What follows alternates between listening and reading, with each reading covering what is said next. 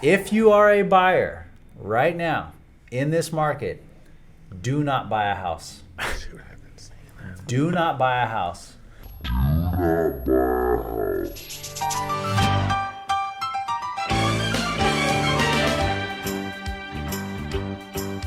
It's a rare condition this day and age to read any good news on the newspaper page. And love and tradition of the grand design, some people say, is even harder to find.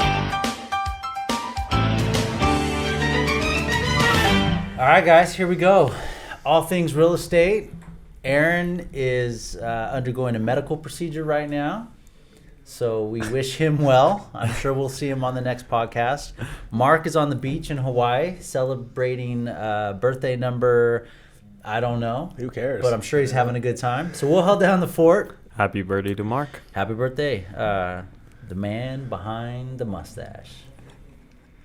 No. All right, so here we go. Unpopular opinion. I have been a real estate agent for a very long time. I am going to say something right now that most real estate agents are going to hate. If you are a buyer right now in this market, do not buy a house. Dude, I've been saying that. Do not buy a house. There are some caveats I will get to in a second. However, I've been through 2007, 8, 9. I see what's going on in the economy. If I'm a buyer in Santa Clara County, San Jose, surrounding cities, now is not the time to buy. You are going to get a much better deal first half of next year. I think we are going to see prices drop another 10%. And I want you guys to remember something. Overpaying for a house is forever. Overpaying for an interest rate is not. Poetic. So next year, first half, if you're a buyer, reach out to us and we will help you facilitate that purchase. Now the caveats, if you are a very picky buyer that is looking for something very specific, around a golf course, around a hillside, oceanfront property where there's very limited supply year after year after year, you find that perfect house, you got to go after it, right? Because who knows how long it'll be before that comes up again. Or if you are a real estate investor, because rents are going up, right? Rents nationwide have gone up 0.3%, as high as 33% in some places like Miami. So if you're a real estate investor, still a good time to invest because rents are going to go up. Everybody else, first-time home buyers, move-up buyers, those guys, don't buy between now and the end of the year. I wish we had that chart that I showed a couple months ago that showed the levels of where people are in the selling and the buying market. Because I swear we had this conversation months ago. If we go back to it, beginning of 2023, we're going to see kind of that, I would say, fire sale where the properties start to come down a little more. Sellers become extremely nervous. They're starting to offload more and more. Like you said, I think there's going to be a lot of good price points for us in the upcoming months. I'm going to challenge that a little bit. I think what's going to happen is sellers just aren't going to sell. It's not that it's going to be They're not going to sell sell now until next year? They're not going to sell between now and June unless they absolutely have to. Death, divorce, all that stuff. Because think about it. Why am I going to leave my house right now with my nice 3% interest rate to go buy half the house at 6% for the same payment? It doesn't make sense unless it's forced relocation, death, divorce, that sort of thing. So what we're going to see is we're not going to see this huge increase in inventory where there's a fire sale, kind of like when we saw that in June, right? We saw that in June. Everybody's freaking out. Prices dropped significantly to move inventory. Inventory is down right now. So, and it's going to stay down between now and the middle of next year. It'll go up 10% or whatever. But right now we got 941 single-family homes on the market. Lowest point it's been in 9 months. And last year, this time, there were 400 homes on the market. Like, as we head more and more into December, inventory levels tend to decrease anyway. So if interest rates keep going higher and the inventory levels keep going lower, it's really not a good time to be a buyer in this market.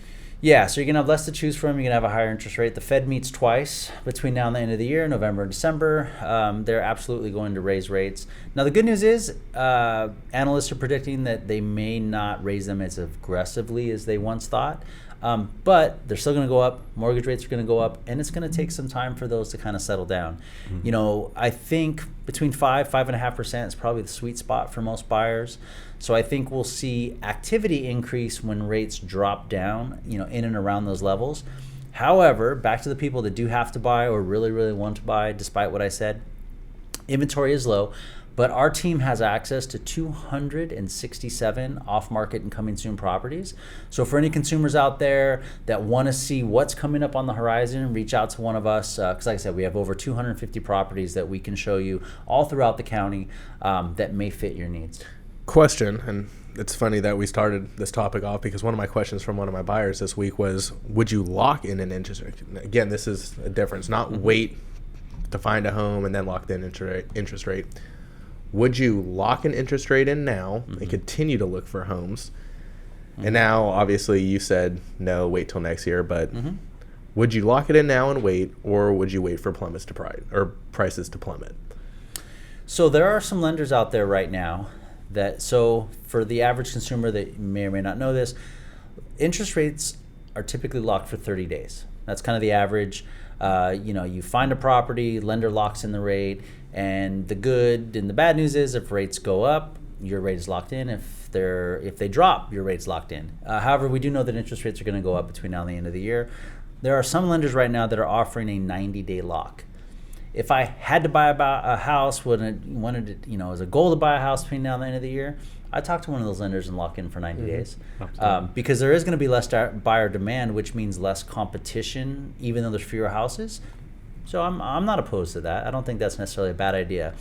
Now, if you're doing that just to hedge your bets, I will tell you, lenders don't like that. The problem when a lender locks in an interest rate, they're allocating that money, right? So they're basically saying, hey, we have this big pool of money to lend, and we're going to take these loans and sell them to investors. When you lock an interest rate and say my mortgage is going to be $800,000, that takes that money out of that pool. So if a bunch of people end up locking and then never transacting, that can cause a problem for the lender.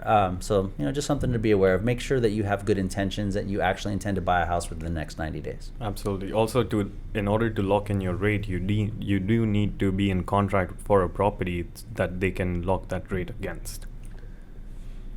Is that so? I have a question about that then, and I guess you could back this up. Can you lock in an interest rate without the exact address? Based on the current market value, if you go for... Technically, no. Reality, yes. You could pick an address and say, I think I want to buy this property, or this is the price range, and a lender would probably lock it for you. You know, but again, just be careful. You know, everybody's acting in good faith as if they are going to transact a property in that 90 days. I mean, if you have an address, you're going to close it within 30 days, typically anyway, so you wouldn't need a 90-day lock. But you can lock in a loan without having a property identified. I've seen some pretty aggressive rates and programs by private investors recently. I've had a private investor, which I feel like is unheard of in this market, but quote one of my buyers a 6.5% interest rate on private money for 6 months. Now, by that time, 6 months, they have to be out and refinance to another loan. So if you're a buyer looking at the private route and wanting to go that way, you just have to make sure your ducks are in a row. You can't jump into a private mortgage, expect to be under it for 6 months, and then jump into another job. One, if you do not have a W-2 job.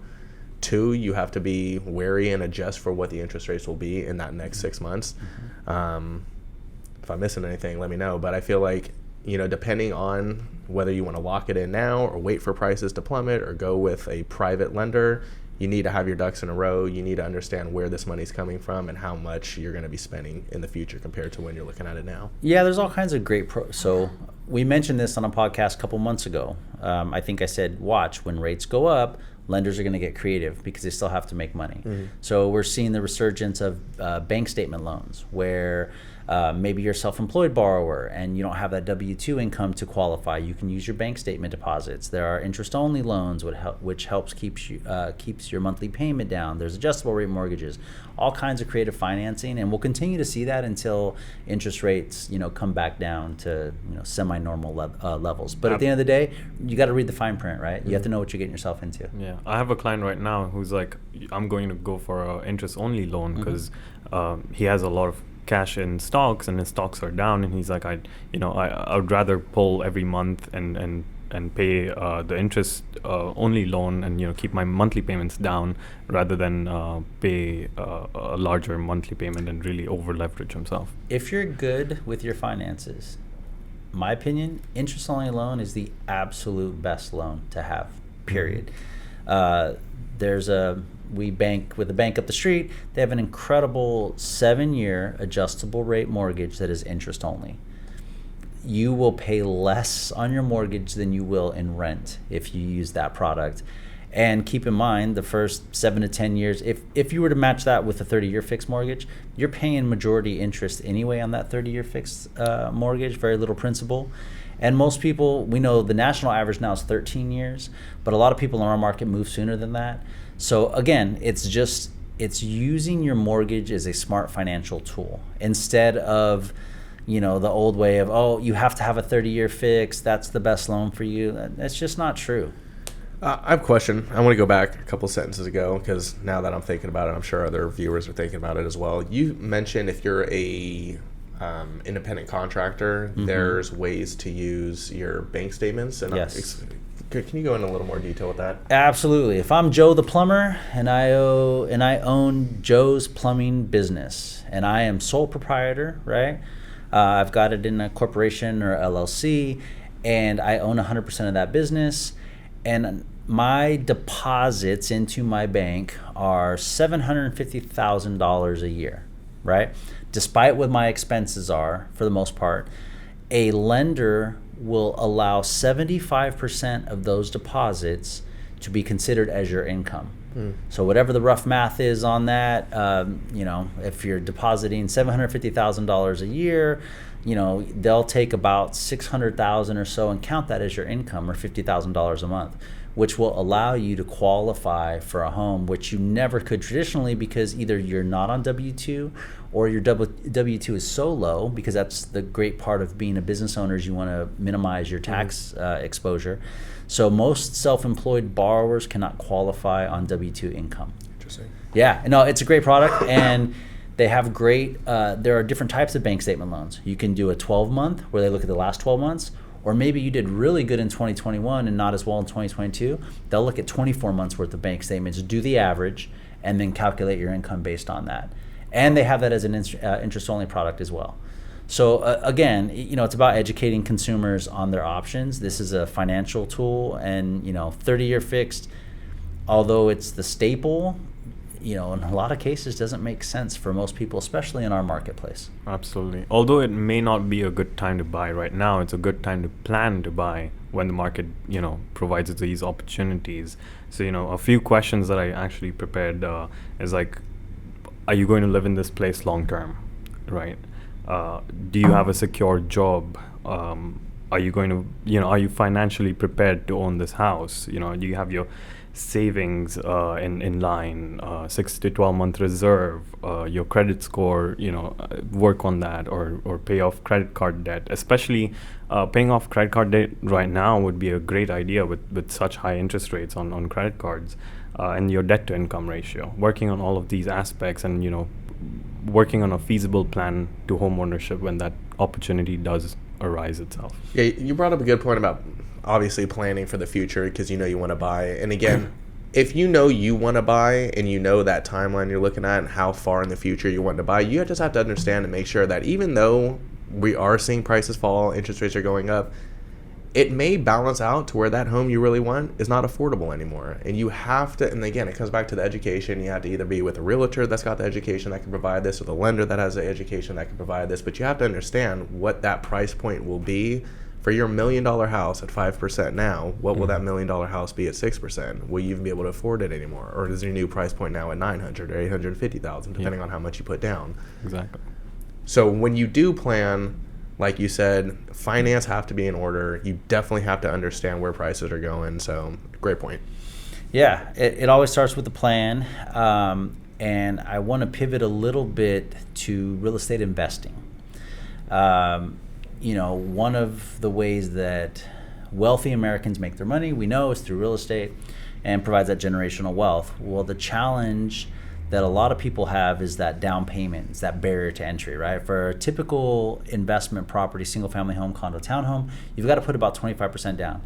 And even then, you may run cash flow negative.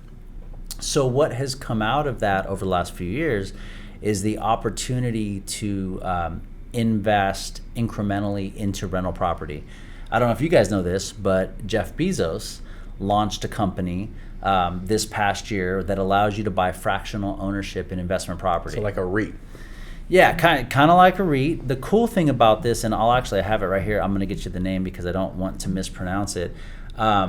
So it's called Arrived Homes. And so far in 2022, he has purchased 165 homes, and he's got investors and secured financing from the likes of Salesforce CEO, Spencer Radcliffe from Zillow. They've all invested in this company. Cool thing about Arrived Homes, you can invest as little as $100 or as much as $10,000. You're paid a dividend quarterly, right? They rent out the property, they manage it, they do all the work. You get paid a dividend That's quarterly, crazy.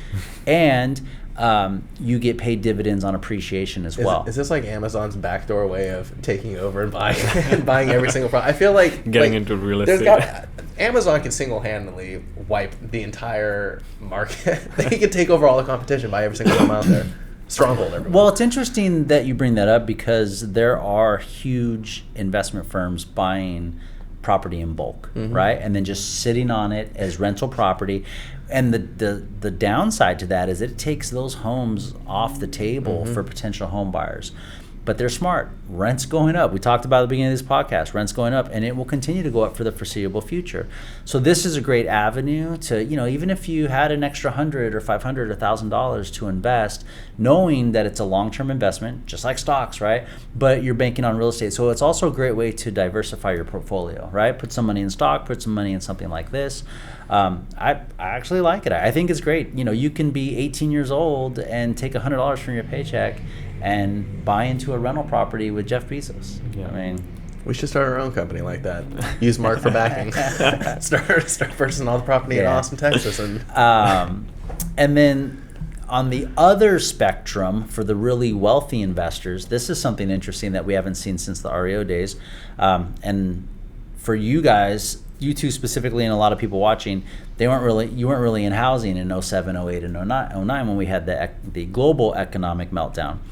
Back then, banks had so many foreclosed properties that they didn't want to spend the time to sell them off individually, so they sold them off in bulk. And they called them tapes. And these tapes would have 300, 500, 1,000 homes throughout the United States, and they would sell them directly to investors. Investors would buy them sight unseen, wouldn't know if there's people in the property, anything like that. Well, new home builders, which are being just pummeled right now, right? Because not only are they sitting on a bunch of land they haven't developed yet, they're in the process of building out all these homes that they haven't, they don't have buyers for. So new home builders now are reaching out to large institutional investors and offering them 300, 500, 800 new construction homes in their development for about 20% off of fair market value.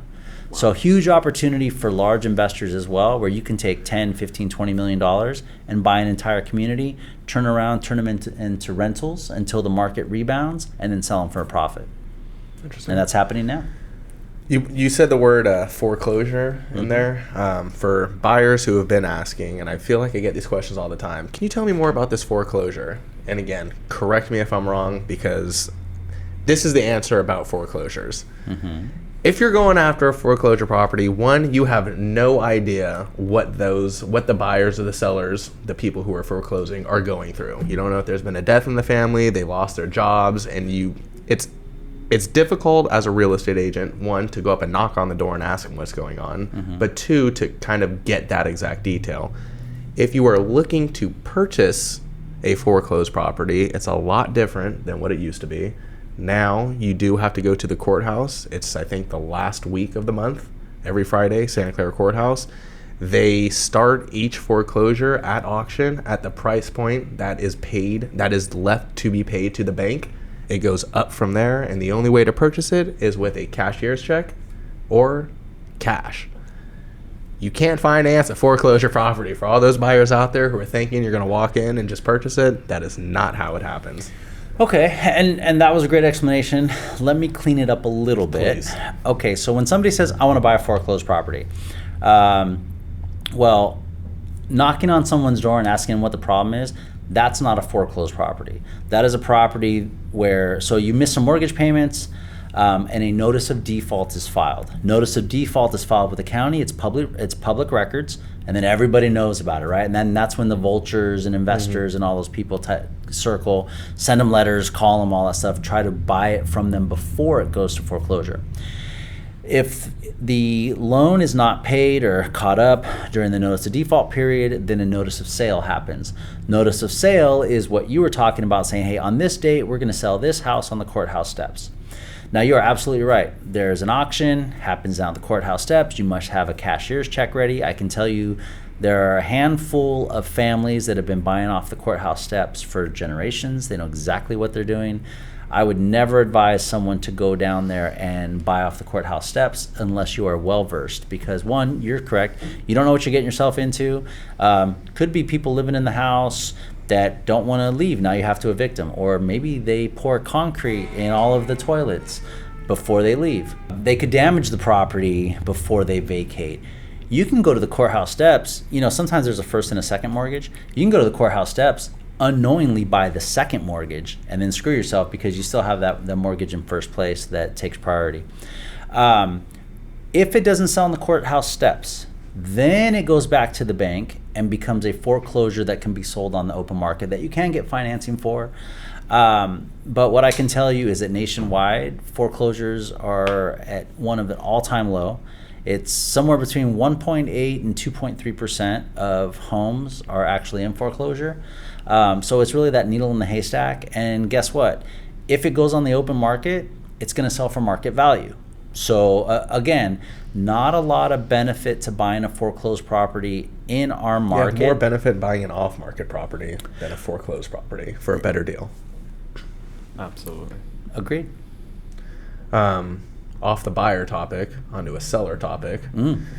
Because they're obviously, like you said in the beginning of the podcast, wavering. Do we sell off now with a 3% interest rate and have to buy in with a higher interest rate? You know, if we do, how do we save money? Blah, blah, blah. One of the questions that I do get asked that I feel comes up often, and I'll ask you guys, would you rather stage a home properly and present it to the public, or would you rather virtually stage everything and then have an open floor plan when people walk inside and tour?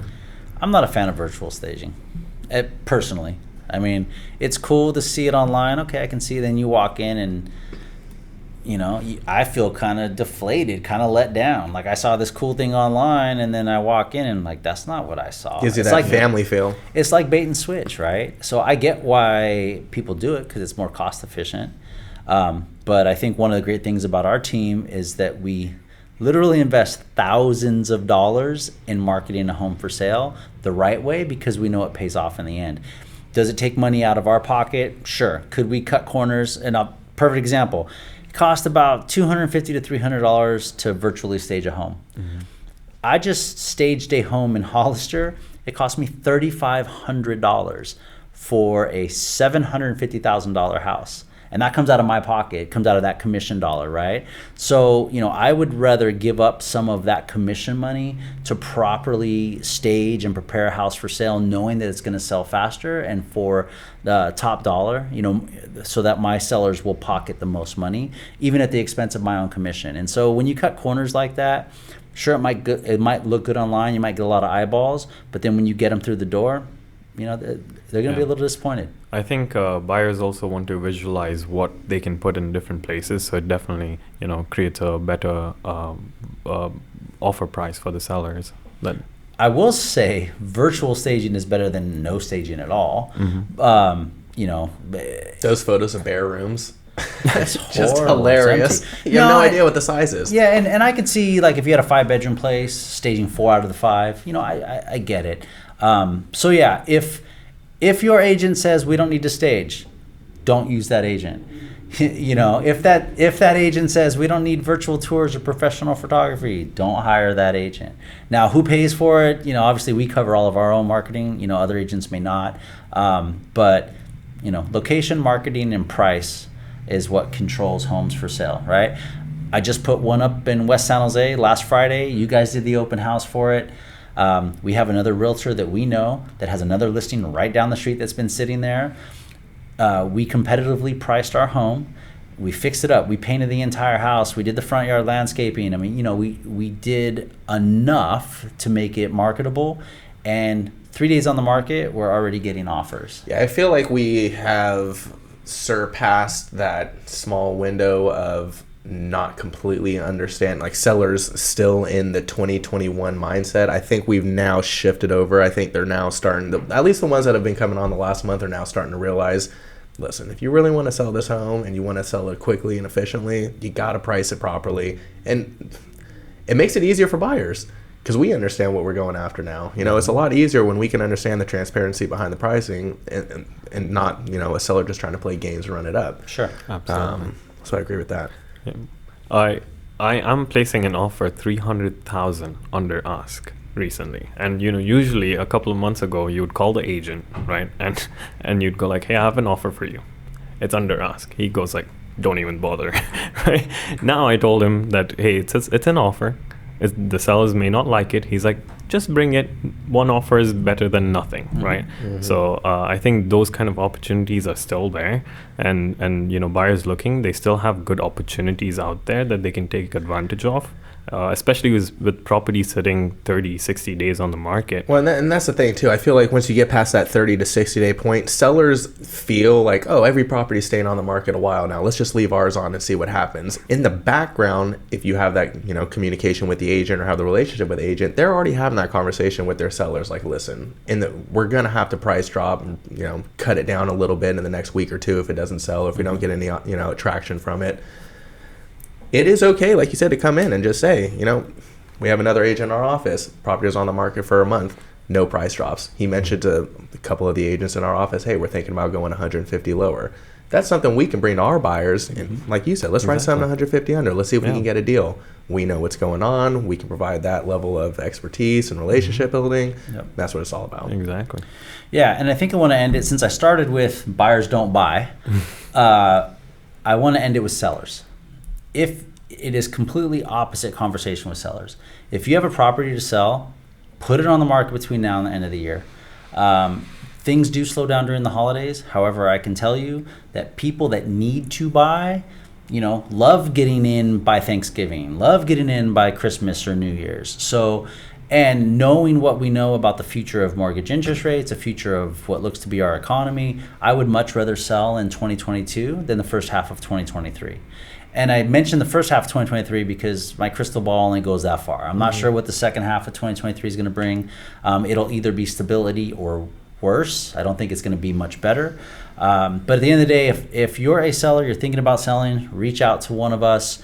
Not only will we give you great data to help you make an informed decision, but there's no fluff, no BS. We're not going to sugarcoat it because whether it's today, tomorrow, next year, we want the opportunity to serve you, and we're not going to push you to do something that you're not comfortable with. It doesn't work for you and your family. But like Jeet said earlier today, it all starts with a plan. So reach out to us, one of us, any of us, DM, text, phone call, whatever.